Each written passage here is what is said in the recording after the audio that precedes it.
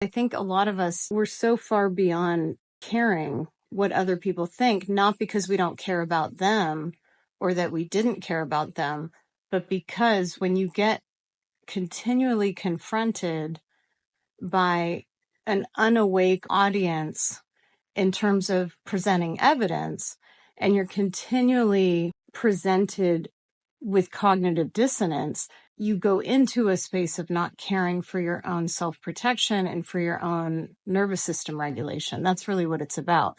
So it's not in like some defiance of not caring about other people.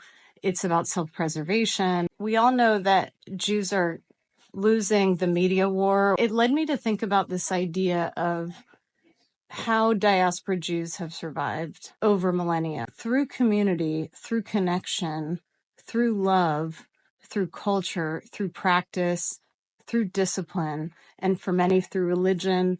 Whatever the discipline is, has kept this particular group of people alive. As much darkness as there is, which there's so much, and it's really hard to handle, especially for empaths and intuitives, but for so many. If we look at it like the connection that the Jewish people have always had to each other and to community, it's not just, oh, that's so profound. It is profound. But what I'm saying is, what if the polarity of so much hate and so much propaganda and so much loss of media and that kind of thing, what if it's being sort of surmounted by the equal version of people that are able to connect? What I'm trying to say is the way that many of us feel we have been taken down through the propaganda war and through media, what if it's like the inverse is true too, which is that in that process, more and more connection has been found.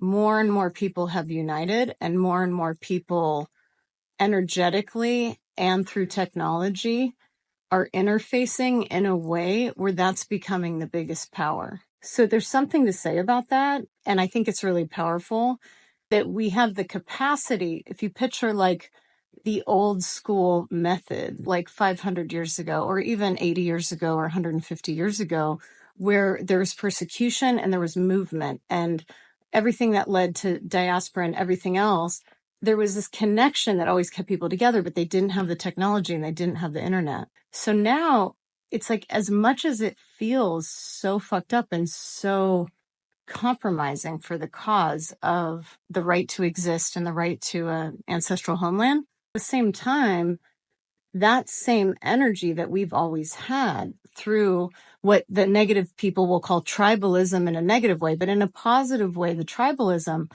is now proliferating through this interface.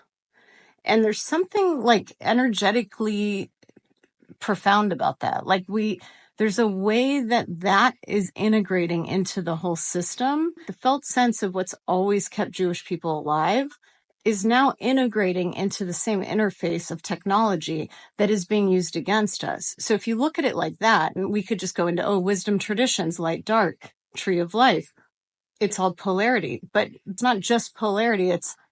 There's an infusing of that same cultural community-centered power that's happening now within this zeitgeist. And I think that's really important to remember.